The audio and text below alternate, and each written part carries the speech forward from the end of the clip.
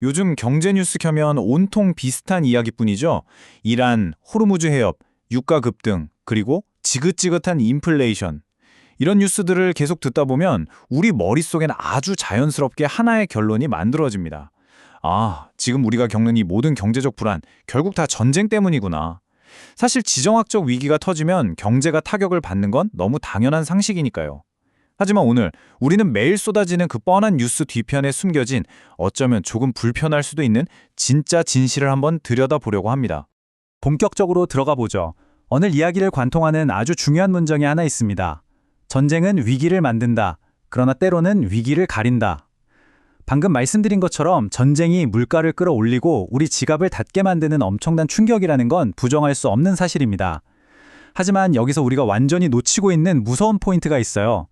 전쟁이라는 이슈가 워낙 거대하고 자극적이다 보니까 우리 경제 시스템 내부에서 이미 골마 터지기 직전이었던 본질적인 결함들을 싹 다 가려버리는 거대한 장막 역할을 하고 있다는 겁니다. 그래서 여러분께 이 근본적인 질문을 한번 던져보고 싶습니다. 지금 우리가 느끼는 이 경제 불안, 정말로 오롯이 전쟁 하나 때문일까요? 매일같이 뉴스에서 떠드는 그 지정학적 충격이 진짜 모든 문제의 뿌리일까요? 아니면 그저 시장과 정책 이반자들이 기대기 가장 좋은 아주 편리한 핑계일 뿐일까요? 우리는 잠깐 멈춰서서 이 질문에 대한 답을 찾아야만 합니다. 이 구조를 잘 생각해 보세요. 전쟁은 경제에 상처를 낸 칼이기도 하지만 이미 골마 있던 상처를 가리는 붕대이기도 하다. 상처 위에 두툼하게 붕대를 감아 놓으면요, 겉으로 피가 배어나와도 그게 그냥 붕대에 묻은 새로운 피 때문인 것처럼 보입니다. 하지만 붕대 안쪽의 진짜 속살은 사실 전쟁이 터지기 훨씬 전부터 이미 까맣게 썩어 들어가고 있었을지도 모른다는 거죠. 우리가 매일 소비하는 뉴스의 논리는 아주 단순하고 또 명쾌합니다. 전쟁이 터진다, 기름값이 오른다, 물가가 치솟는다, 그래서 경기 침체가 올까봐 두렵다. 흐름이 아주 직관적이죠? 사람들은 복잡한 걸 싫어하잖아요. 이 단순한 스토리는 대중이 받아들이기에 너무나 편안한 논리 구조를 제공해줍니다. 뭔가 불안한 사람들에게 걱정 마세요. 이 모든 건 저 바깥에서 벌어진 전쟁 탓입니다. 라고 말해주는 것만큼 달콤한 위안이 없거든요. 하지만요, 전쟁 때문이라는 설명은 틀리지 않다. 그러나 충분하지 않다. 바로 이 점을 꼭 기억하셔야 합니다. 쉬운 설명은 우리를 생각하지 않게 만듭니다. 모든 책임을 외부 탓으로, 전쟁 탓으로 돌려버리는 순간 우리는 그럼 우리 경제 시스템 그 자체는 과연 건강한가? 라는 뼈아픈 질문을 멈추게 되니까요.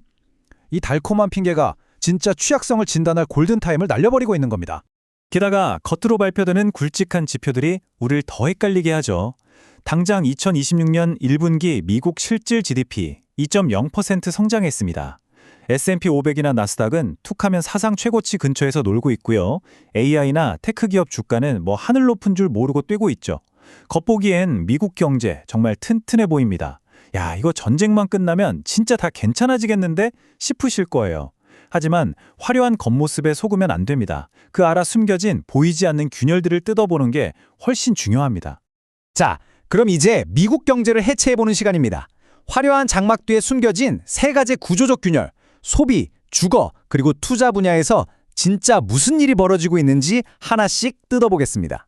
첫 번째 균열은 바로 소비입니다. 미국 경제를 굴러가게 하는 핵심 엔진이죠.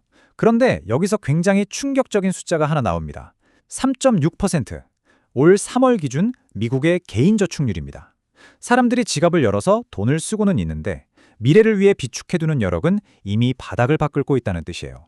쇼핑몰의 사람은 바글바글해 보이지만 정작 소비자들의 기초 체력은 완전히 방전되어 가고 있는 겁니다.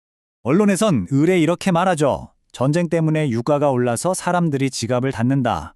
네, 기름값 오르면 생활비 빠듯해지는 거 맞습니다. 하지만 현실은 그렇게 단순하지 않아요. 소비자들은 중동에서 무슨 일이 터지기 한참 전부터 이미 미친 듯이 치솟은 물가와 높은 생활비에 짓눌려 지쳐 있었습니다.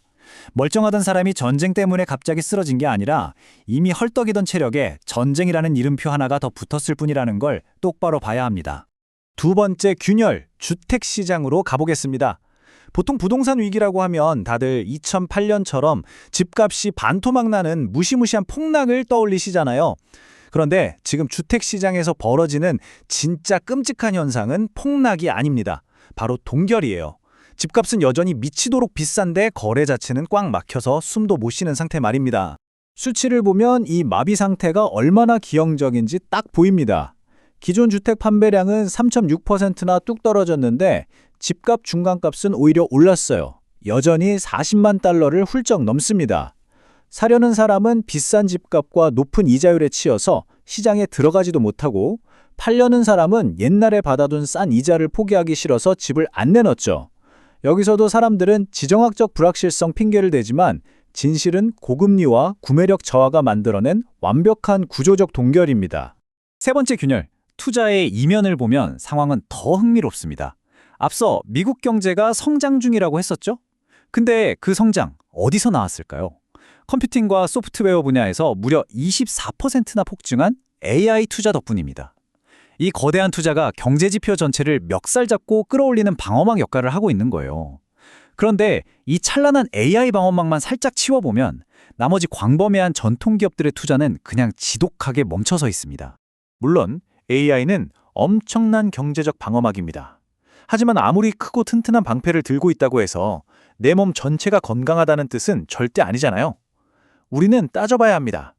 지금 경제 전체의 피가 골고루 잘 돌고 있는 건지, 아니면 낡은 부품들은 다 녹슬어 가는데 오직 거대한 AI 엔진 하나만 요란하게 굉음을 내며 꾸역꾸역 전체를 끌고 가는 중인지 말이죠. 이런 극단적인 불균형은 결국 전체에 치명적인 약점이 될 수밖에 없습니다. 이 세 가지 거대한 균열 위에서 연준은 그야말로 완벽한 덫에 걸렸습니다.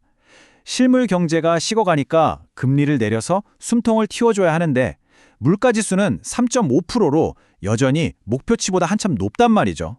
그럼 물가 잡으려면 금리를 더 올리거나 꽉 쥐고 있어야 하는데 아까 보셨다시피 소비자들이 버틸 체력이 없습니다. 이러지도 저러지도 못하는 최악의 스태그플레이션형 딜레마에 꼼짝없이 갇힌 겁니다. 여기서 정말 중요한 사실이 하나 있습니다.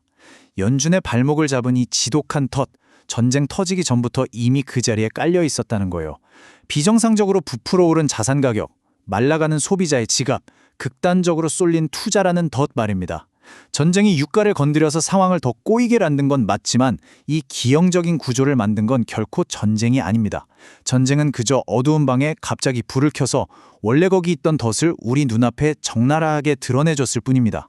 자, 그래서 우리가 오늘 도달해야 할 가장 중요한 결론이 바로 이겁니다. 전쟁이 끝나면 핑계도 끝난다. 그때 경제는 자신의 민낯을 드러낸다.